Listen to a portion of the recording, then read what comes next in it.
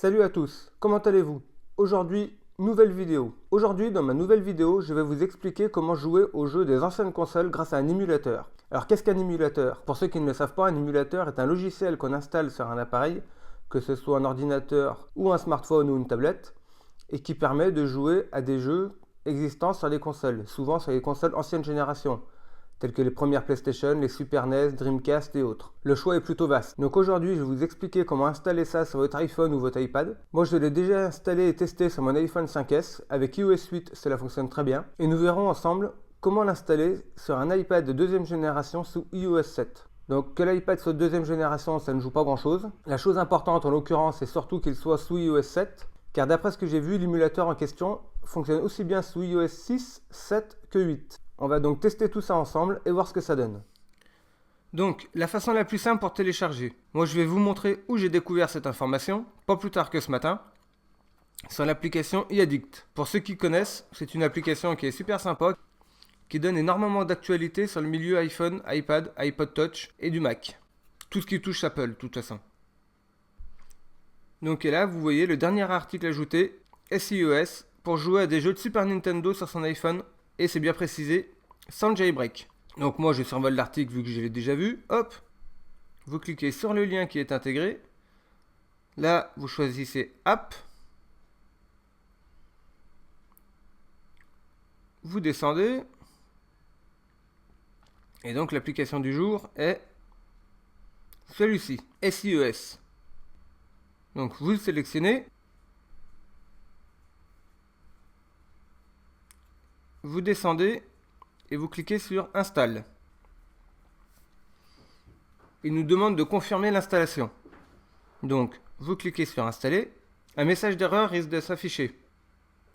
Voilà. Là, il nous prévient qu'il ne peut pas installer l'application. En fait, c'est tout simplement le système d'Apple iOS qui bloque. Alors, vous faites réessayer. Ce qui ne marchera pas, vous allez dans vos réglages. Et là, la seule chose à faire, c'est tout simple. Donc, tant que le message se remet, vous remettez réessayer. Naturellement, ça ne marchera toujours pas tant que vous n'aurez pas fait la manip. Donc, réessayer. Et là, vous changez la date. Vous enlevez le réglage automatique et vous mettez une date antérieure à la nôtre. Hop, du moment que c'est fait, vous refermez. Vous voyez, là l'application a pu s'installer car j'ai changé la date. Alors, pas de panique. Une fois que l'application est installée, vous remettez réglage automatique et c'est tout bon. En revanche, il est précisé dans l'article, une chose qui peut être assez pénible, c'est qu'apparemment, il faut faire la manipulation à chaque fois que l'on éteint et rallume l'appareil. Donc moi, j'ai pas encore eu l'occasion de le faire, mais voilà, c'est une information à savoir. Donc une fois que vous avez fait ça, donc là, il nous demande confirmation. Donc voilà à quoi ressemble l'application. Telle qu'elle, elle ne ressemble pas à grand chose, et c'est normal. Donc, une fois l'émulateur installé, nous allons sur Safari, et nous tapons coolrom.com. Quand vous arrivez sur cette page, vu qu'il s'agit d'un émulateur de Super Nintendo, cliquez directement sur la console qui nous intéresse. Donc là, ça nous précise bien Nintendo ROMs. Donc les ROMs, ce sont les jeux en version fichier. Donc nous prenons Super Mario All Star.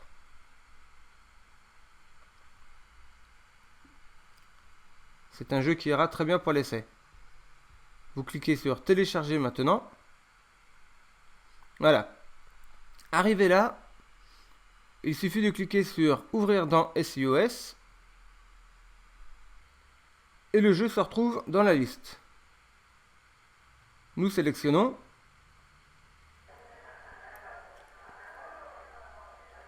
Et nous voici devant le jeu.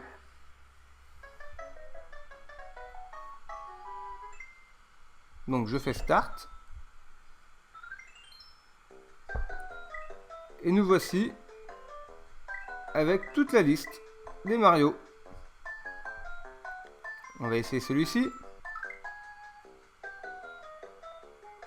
Voilà, il nous explique les boutons.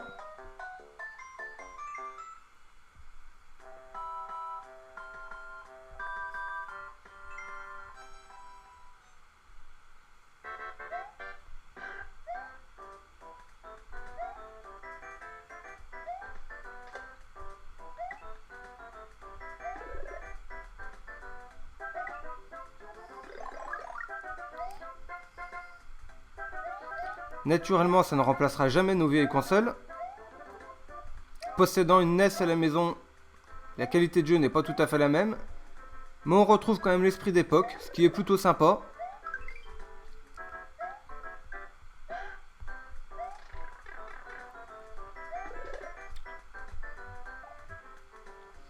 Et un petit coup de nostalgie, ça ne fait jamais vraiment de mal. Donc voilà. Nous voyons que ça fonctionne très bien. Le tout est de choisir la ROM qui correspond à l'émulateur. Donc là, pour le coup, il s'agit d'émulateur de Super NES. Donc il faudra bien rester dans la liste que je vous ai montrée.